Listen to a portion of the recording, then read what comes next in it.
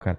E o ceticismo da fé fala sobre o quê? Esse é um livro que eu escrevi. Porque, a princípio, ceticismo e fé são coisas paradoxais, né? Exatamente. Esse título, até, na verdade, ele surgiu...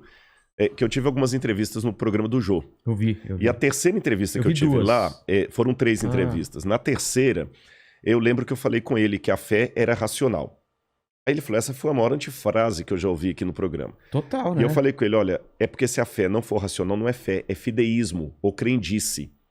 Ou seja, o Machado de Assis falava de um personagem de Rubião, Quincas Borba tinha o Rubião, que era um personagem que ele dizia o seguinte, Rubião era mais crédulo do que crente.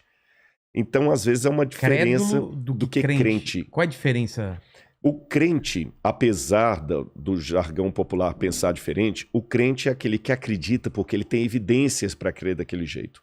O crédulo é um ingênuo, é aquele que tem a fé por amor da fé. Ele acredita em qualquer coisa. Qualquer coisa. Você está entendendo? Tá. Então eu aproveitei esse lance, e é um livro que eu já estava escrevendo. Esse livro é mais na área filosófica. Eu trato de questões, por exemplo, ali, se Deus existe e é todo amor e todo poderoso, por que criança morre de leucemia? Tem guerra. Exatamente. A pandemia. Então falo de muita coisa. Será que dá para acreditar em Deus e na Bíblia? É uma linguagem assim que eu falo bem da filosofia, que é uma das minhas áreas também. Falo um pouco da pós-modernidade. Numa linguagem mais descontraída. Tem um capítulo que eu falo decifrando Homer Simpson. Que eu faço uma análise sociológica do cidadão de hoje.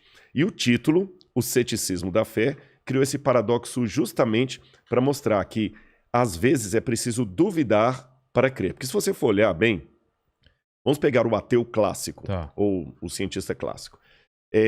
Eu estava vendo esses dias aí o depoimento daquele Carlo, fugiu o sobrenome dele agora, que está sendo considerado o novo físico aí para substituir Stephen Hawking, né? Ravaleri, daqui a pouco eu lembro o sobrenome dele. Ele mesmo fala, eu sou ateu, sou descrente e tudo mais, mas eu acredito num monte de coisa que eu não vejo. Olha. E os físicos são assim. Por exemplo, quem já viu a matéria negra? A matéria escura? A matéria escura, energia escura, Não tem nem como provar isso. Multiversos, que muitos físicos falam de multiverso. Universos paralelos. Tudo é cálculo, tudo é teoria. Tudo é cálculo. Não tem nada. É verdade. E eles continuam falando firmemente sobre isso. E é interessante que eles até acreditam no que eles não veem. Porque ele foi ao universo, não vê Deus lá, então ele crê que Deus não existe. E é um paradoxo, mas é uma realidade. Até que alguém prove alguma coisa para ele. Para ele, então ele crê no que ele não viu. Como não tem Deus lá, eu tenho certeza que ele não existe. Você tá entendendo? Mas eu acho que na cabeça dele, por exemplo, o cálculo matemático meio que prova que existe essas coisas. Não seria isso? Não há. Na verdade, você tem alguns indícios, mas são os mesmos indícios que um cosmógrafo teísta, que acredita em Deus, vai usar para falar assim, olha, o universo demonstra planejamento. Logo, deduz-se que é um criador. Seria mais ou menos assim, explicando em linguagem simples, aí eu até falo por que eu coloquei esse título. Vamos supor que eu chego aqui no seu estúdio, que aliás, muito legal. Eu já tirei foto aqui, cara, psicodélico demais. Tem muito muita bacana. Coisa, cada muita cantinho. Não, esse chimpanzé aí, se sumir... É você que levou. Tá, eu tô sabendo. Ele tá descolando aqui. Suponhamos que tivesse aqui, entre o seu acervo aqui, no chão aqui, uma latinha com comida de cachorro. Eu não vi o cachorro, mas eu posso deduzir, senhora, o Vilela tem algum pet de casa aqui, algum cachorro. Eu falo, mas você viu o cachorro? Não, mas eu tenho indícios que tem um cachorro aqui. Entendi. O ateu, se fizer uma comparação, ele raciocinaria assim, não, eu não vi cachorro nenhum. Tá, mas e a ração?